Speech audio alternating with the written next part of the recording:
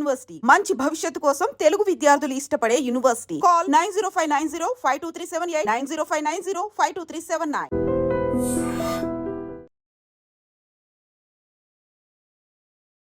అందరికీ నమస్కారం. నేను Swaroopa Potlapalli. Welcome to trending topic.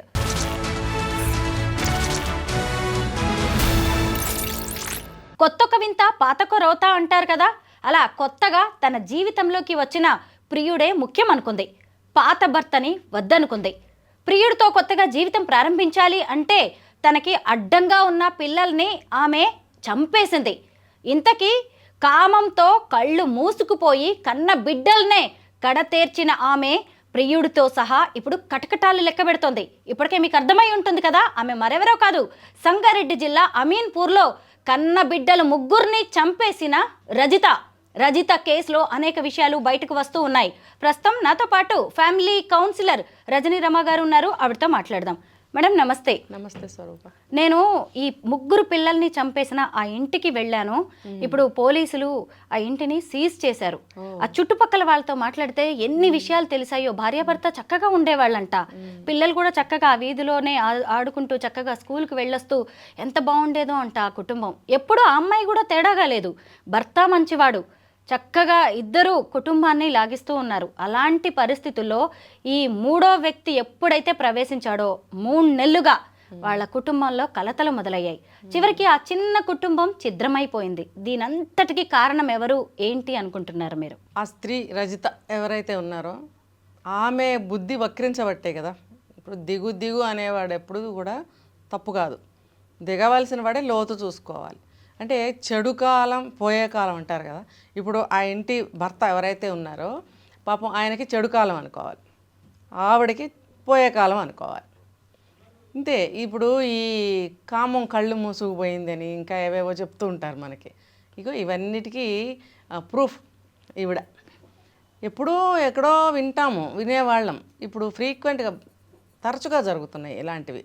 ఏంటంటే కోరికలు చెప్పుకున్నాం మనం, ఇది కూడా చాలాసార్లు. ఆ బుద్ధి, ఎక్స్పెక్టేషన్స్ అనేవి, తర్వాత కోరికలు అనేవి ఎక్కువైపోయాయి. స్వేచ్ఛ కూడా ఎక్కువైపోయింది.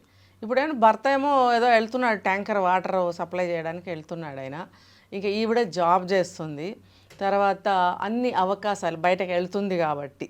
అలాగే ఎప్పుడో 10th క్లాస్ చదివితే ఇప్పుడు ఆ ఓల్డ్ స్టూడెంట్స్ గ్యాదరింగ్లో మరి ఆ ఓల్డ్ స్టూడెంట్ ఆయన ఫ్రెండ్ ఎవరో ఒక ఆయన శివ ఏంటో పేరు, అతను కలవడం ఏంటి, ఈమె బుద్ధి మళ్ళీ వక్రించడం ఏంటి. ఇప్పుడు ఇన్ని సంవత్సరాలు ఇష్టానో కష్టానో పెళ్లి చేసుకుంది. పెళ్ళి వన్స్ అయిపోయింది. 3 పిల్లలు పుట్టారు. ఒకళ్ళు కాదు, ఇద్దరు. ఈ రోజుల్లో ఒక బిడ్డ ఎవరికైనా పుట్టడమే చాలా అంటే చాలా కష్టమైపోతున్న రోజులు. 3 పిల్లలు పుట్టారు, చక్కని పిల్లలు. పుట్టినప్పుడు తను కూడా బాగానే పెంచుకుంటుంది కదా, చక్కని జీవితం, తను ఉద్యోగం చేస్తుంది. తను ఏమన్నా స్వేచ్ఛకి ఏమన్నా అంతరాయం కల్పించాడా భర్త? లేదు. తను ఎటు వెళ్తానంటే అటు వెళ్ళనిస్తున్నాడు, జాబ్ చేయనిస్తున్నాడు.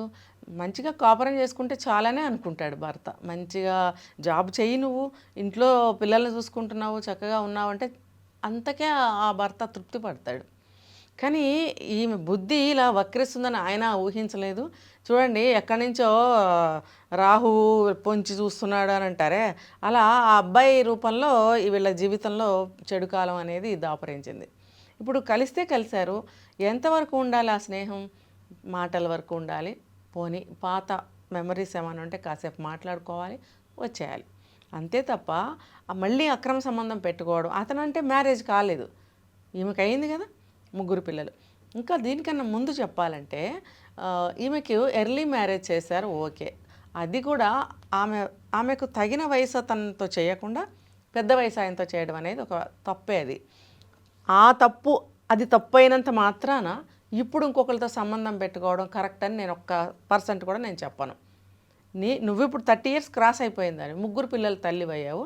ఇంకా నువ్వు వృత్తిపరంగా ఒక టీచర్ అనేవాళ్ళు ఎప్పుడు కూడా బుద్ధులు నీతులు చెప్తూ ఉంటారు.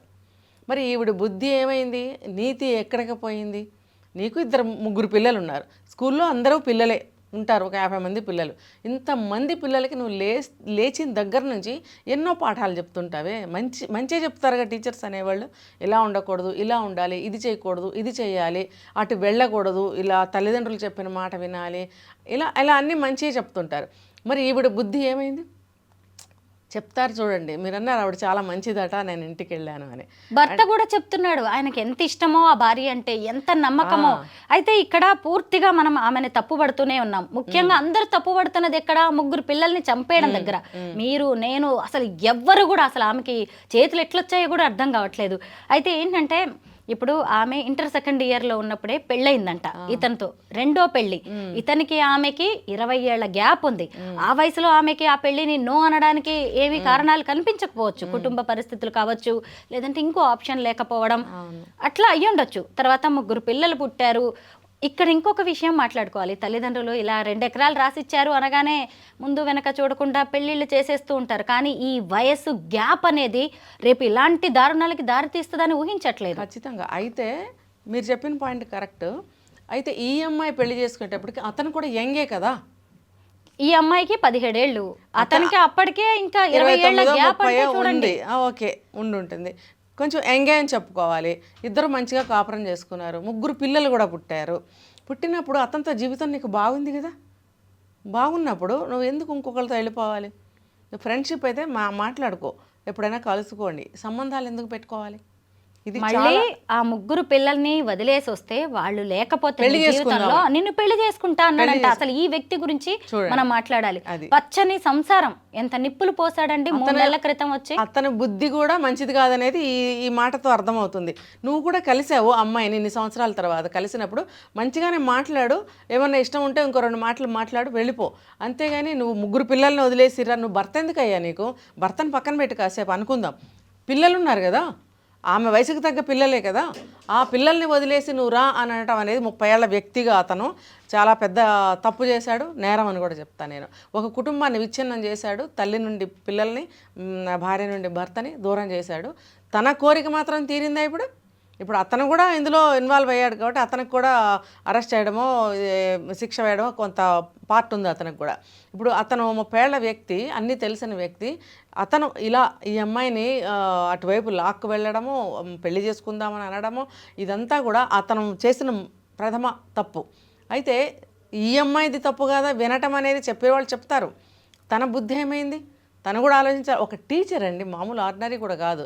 సరే ఏదో ఒక టీచర్, నువ్వు పెద్ద పెద్ద కాలేజెస్కో ప్రొఫెసర్గా ఏం వర్క్ చేయలేదు, ఎంత నువ్వు ఎలిమెంటరీ స్కూలుకి టీచర్ అయినా కూడా నువ్వు అక్కడ చేస్తున్నది అదే కదా, మంచి మాటలే చెప్తావు కదా. మరి ఇక్కడ ఏమైంది నీ బుద్ధి? కాబట్టి తను కూడా ఆలోచించుకోవాలి. తను చేసింది చాలా పెద్ద. ముగ్గురు పిల్లలు వస్తారు, వాళ్ళు ఊపిరాడకుండా చేసి చంపేసింది. అందరూ పెరుగన్నం తినటం వల్ల అని అన్నారు. అంటే ఇన్వెస్టిగేషన్స్ ఉంటాయి, తర్వాత బయట పడతాము మనం, మనకి శిక్షలు పడతాయనే జ్ఞానం ఉండాలి కదా ఆమెకి. ఇది ఇంగిత జ్ఞానం లేదా? మైనర్ ఏం కాదు కదా, ఇదన్నా ఆలోచించుకోవాలి కదా. ఇప్పుడు లైఫ్ మొత్తం పోయింది కదా. పిల్లలకి అంత్యక్రియలు చేయడానికి తీసుకువెళ్తుంటే చివరి చూపు చూడడానికి కూడా రాలేదంట రజిత. ఎలా వస్తుంది? తన చేతులతో తను చంపేసింది కదా. అయితే ఇప్పుడు వీళ్ళకి ఎంత పెద్ద శిక్ష పడుతుందో చూడండి. మొన్న అడ్వకేట్ గారు కూడా ఆమె భర్తతో మాట్లాడడం అనేది జరిగింది. ఆ చెన్నై అనే ఆయన అయితే డిమాండ్ చేస్తున్నాడు, అసలు నా పిల్లల్ని చంపడం ఏంటి, వాళ్ళని ఎన్కౌంటర్ చేయాల్సిందే అని. ఇప్పుడు ఇందులో పాక్సో కేసు కూడా ఉంది కాబట్టి ఆ చట్టం గనక అప్లై అయితే ఇంకా ఆమెకేమో ఉరిశిక్ష, అతనికేమో జీవిత ఖైదు పడే అవకాశం ఉంది అంటున్నారు. అసలు వెళ్ళిపో, నీకు అంతగా కావాలంటే వెళ్ళిపో. పిల్లల్ని ముగ్గురిని చంపడం ఎందుకు కదా. 3 నేరాలు చేసినట్టు ఇండివిజువల్గా చూస్తే, 3 ప్రాణాలు తీసింది, 3 హత్యలు. మరి ఎలా బయటపడుతుంది ఆమె? భవిష్యత్తు గురించి కనీసం ఆలోచించలేదు. అతనితో కలిసి జీవించవచ్చు అనుకుందే గానీ తను చేస్తున్నది ఎంత పెద్ద నేరం, అది రేపు దొరికిపోతే ఏంటి అనేది పర్యవసానాలు ఆలోచించు. ఇప్పుడు అసలు లైఫే లేకుండా పోతుంది కదా. ఉన్న లైఫ్ పోయింది, అది అసలు ఉండదు. తను కోరుకున్న లైఫ్ అసలు ఉండదు, ఉన్న లైఫ్ పోయింది. పైగా అసలు సమాజాన్ని ఫేస్ చేయడం, అసలు ఏ తల్లిదండ్రులైనా ఎవరైనా బెయిల్ ఇవ్వడానికైనా వస్తారా? చాలామంది చెప్తారు చూడండి, భర్త ప్రేమగా చూస్తే చాలు ఏం లేకపోయినా ఉండొచ్చు. అతను భర్త ఎంత బాగా చూసుకుంటున్నాడండి, ఏం లోటు చేశాడు తనకి. అతనితోనే ఉన్నావు కదా, 3 పిల్లల్ని కన్నావు కదా, నువ్వు చక్కగా జాబ్ చేసుకుంటుంటే చేసుకొనిస్తున్నాడు కదా, నీకేం బాధ వచ్చింది, ఏం లోటు జరిగింది ఈ పని చేయడానికి? కేవలం ఆ ఒక్క విషయమేనా? కంపారిజన్ అనేది ఇక్కడ. ఆ ప్రియుడితో 10వ తరగతిలో పరిచయమైన వాడు, కలిసి చదువుకున్న వాళ్ళు అతనికేమో ఇప్పుడు 30 ఏళ్ళు వచ్చినా పెళ్లి కాలే, 30 ఏళ్ళకి ఈమెకేమో 3 పిల్లలు. అటు చూస్తేనేమో భర్తకి ఆమెకి 20 ఏళ్ల గ్యాప్ ఉన్నట్టుగా కనిపిస్తుంది. ఇతన్ని పోల్చి చూసి అంటే ఈ పిల్లలే లేకపోతే కొత్త జీవితం మొదలు పెట్టచ్చు. నేను ఇక్కడ ఇంకోటి కూడా అబ్జర్వ్ చేసింది ఏంటంటే, అంత గ్యాప్ ఉన్నందువల్ల ఇప్పుడు ఇతనితో వెళ్ళిపోయిందని కూడా అనుకోవటానికి లేదు. ఇప్పుడు కొత్తగా పాత స్నేహితుడు వచ్చేటప్పటికి ఫీల్ అయిపోయింది అనమాట, హీరోయిన్ లాగా ఫీల్ అయిపోయి, అబ్బా నన్ను చూసి కదా ఇంకా నన్ను ప్రేమించి నాతో ఇష్టపడి నన్ను పెళ్లి చేసుకుందాం అని అడుగుతున్నాడు, నేను చాలా గ్రేటు, చాలా అందగత్తెని అనుకుని ఫీల్ అయిపోయి ఏవేవో ఊహలు పన్నేసుకొని ఇదిగో ఈ పనులు చేయడం, చివరికి అది పోయాయి ఇది పోయాయి. కానీ ఈ రజిత స్టోరీ అనేది ఇలా కళ్ళు కామంతో మూసుకుపోయిన వాళ్ళ కళ్ళు అయితే ఇప్పుడు తెరిపిస్తుంది. ఇక నుంచి అయినా ఇలాంటి ఆలోచనలు ఇంకా చాలా మందిలో ఉండొచ్చేమో, ఎవరు చేసిన స్వరూప గారు చివరికి వెళ్ళేది జైలుకే. అంతే, చిప్పకూడు తినాల్సిందే. నువ్వు ఎన్ని కలలు కని ఎంత మందిని హత్య చేస్తావో ఆ కళలు నెరవేర్చుకోవడం కోసం ఈ హత్యలు చేసిన వెనువెంటనే ఆ కళలు కూలిపోవడం తథ్యం. వెంటనే వెళ్ళవలసింది జైలుకే. అది ప్రతి ఒక్కళ్ళు ఇలాంటి ఆలోచనలు ప్రతి ఒక్కళ్ళు తెలుసుకోవాలన్నమాట. ఇది చేసిన వెంటనే మనం ఎక్కడికి వెళ్తాం, వాడి దగ్గరికి వెళ్ళాం, జైలుకి వెళ్తాం అనేది తెలుసుకోవాలి. ఆడవాళ్ళైనా అంతే, మగవాళ్ళైనా అంతే. చాలా మంచి మాటలు చెప్పారు. Thank you so much Rajani గారు.